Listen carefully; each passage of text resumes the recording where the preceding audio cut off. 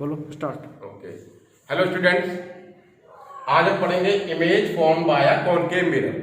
अक्सर बच्चों को ये प्रॉब्लम होती है कि भाई कॉनकेव मिरर जो इमेज बनाते हैं किस तरीके से बनाते हैं और उसकी इमेज कहाँ बनेगी किसी भी ऑब्जेक्ट की, ये प्रॉब्लम होती है। आप अगर बुक्स में देखोगे एनसीईआरटी बुक्स में तो उसमें एक टेबल दी होती है और 6 टेबल होगी, मतलब एक टेबल में कॉनकेव के लिखे होंगे 6 के 6 और उसकी इमेज फॉर्म्ड होती है और उसके अलग अलग केस दिए होते हैं। लेकिन यहां मैं आपको एक ही कॉनकेव मिरर से आपको 6 इमेज कैसे बनती है और आप कैसे याद रख सकते हैं इसके बारे में आपको बताऊंगा मैं। तो आप ध्यान से देखिए कॉनकेव मिरर, ठीक है। इसका मतलब ये वाला पार्ट हो गया हमारा पॉलिश सरफेस और ये वाला पार्ट है हमारा रिफ्लेक्टेड सरफेस।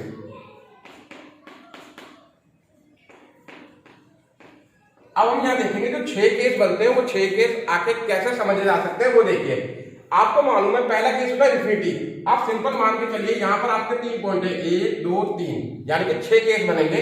अब वो 6 केस कैसे होंगे? एक सबसे पहले हम यहां लेके मान के चलेंगे फर्स्ट केस होगा जो, इस केस को हम मान के चलेंगे, यहां पर नंबर 1 लिख देता हूं मैं, फर्स्ट केस। दूसरा केस, अब अगला पॉइंट मेरे को क्या लिख रहा है? सी, लेकिन आपको डायरेक्ट सी पे जंप नहीं करना, उससे पहले बीच में एक स्टेप रखना है। तो सेकंड पॉइंट होगा आपका यहां पर, देन सी पर आएंगे आप, थर्ड केस।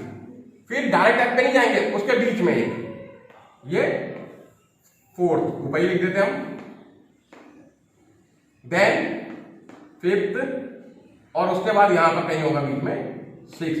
तो ये 6 केस हैं। अगर आप इन्हें ध्यान से देखें तो आपको समझ में आएगा 6 केस के नाम क्या थे।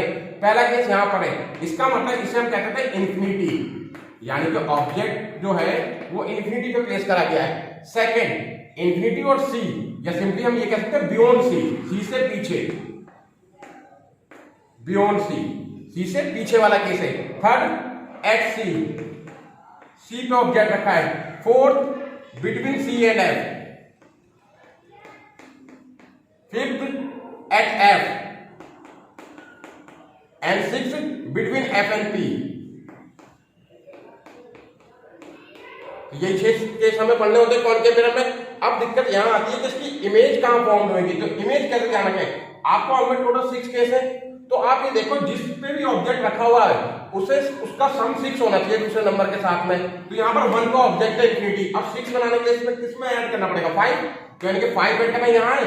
तो इसका मतलब है अगर कोई ऑब्जेक्ट 1 पे रखा है तो उसकी इमेज कहां बनेगी? फोकस पे, क्योंकि 1 + 5 कितना होता है? 6। ऐसे ही अब देखो एक ही बार में आ गया, आप उसमें देखेंगे तो अलग अलग दिक्कत होगी आपको टेबल देखने में। इसमें डायरेक्ट 1 पे कोई ऑब्जेक्ट रखा है, 1 पे यानी कि इंफिनिटी पे, तो उसकी इमेज कहां बनती है? फोकस पे। सेकंड, अब सी बियॉन्ड सी पे ऑब्जेक्ट है तो बियॉन्ड सी 6 बनाना है, 2 में 4 ऐड करेंगे 6, यानी कि इमेज कहां बनेगी अगर कोई ऑब्जेक्ट ऊपर रखा हुआ है तो? बिटवीन सी एंड एफ, 4 पे। थर्ड, अब थर्ड को 6 बनाना है तो 3 ऐड करना पड़ेगा, यानी कि इमेज कहां बनेगी? थर्ड की थर्ड पर ही बनेगी, एट सी पर। 4, अब 4 है, 4 को 6 बनाना है, कहां पर बनेगी? 2 पर। तो यानी कि सेम यहां से अपनी बात इस तरीके से चलेगा। ऑब्जेक्ट 4 पे रखा है यानी कि बिटवीन सी एंड एफ के ऊपर है, तो इमेज कहां बनेगी? बियॉन्ड सी। 5 में 6 ऐड करना है तो कहां पे आएंगे? 1 पे, यानी कि फोकस पे कोई ऑब्जेक्ट रखा होता है तो इमेज कहां बनेगी? 1 पे। लेकिन लास्ट केस आपको जरूर ध्यान रखना होगा, 6 यानी कि बिटवीन एफ एंड पी। अब 6 में भाई क्या ऐड करें? तो 6 है, ऑब्जेक्ट का तो 0, तो 0 तो यहां पर कोई नंबर लिखे नहीं हमने, तो 0 हम कहां मान के चलेंगे? बैक साइड, यानी कि 6 की इमेज है तो वो क्या बनेगी? Behind the mirror, behind the mirror. तो इस तरीके से ये 6 के 6 केस जो है आप एक ही डायग्राम से समझ सकते हैं। अब आप अगर बनाना चाहें तो इसे एक एक करके बना सकते हैं। एक एक करके कैसे बनाएंगे? आप पहले 4 चीज लिखिए। जैसा पहला केस ही लेता हूं मैं, पोजीशन ऑफ ऑब्जेक्ट। आपको लर्न करने में दिक्कत नहीं होगी। फिर यहां पर लिखिए पोजीशन ऑफ ऑब्जेक्ट, यहां पर पोजीशन ऑफ इमेज,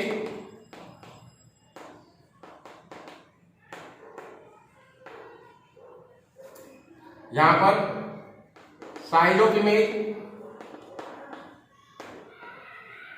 और यहां पर नेचर ऑफ इमेज। अगर जैसे मैं फर्स्ट केस का एग्जांपल लूं, position of object, first case में ऑब्जेक्ट कहां पर है, पोजीशन इंफिनिटी, यहां पर लिखूंगा infinity. Second position of image, image कहां बन रही है, फर्स्ट की कहां पर बन रही है, 5 पर, 5 क्या है, फोकस, यानी कहां इमेज बनेगी, फोकस। अब बात आती है साइज की, साइज का कैसे हम याद रखें, तो ध्यान रखना 1 से स्टार्ट कर रहे हैं, इसकी इमेज कहां बन रही है, 5 पर, तो पहले छोटी फिर बड़ी फिर बराबर फिर उसके बाद बड़ी होने लगेगी, यानी कि छोटे से बड़े में चले गए। तो साइज ऑफ इमेज क्या होगी, अभी पहली पोजीशन अपनी है, तो इसका साइज ऑफ इमेज होगा हाईली डिमिनिश्ड या पॉइंट साइज भी कह सकते हैं आप।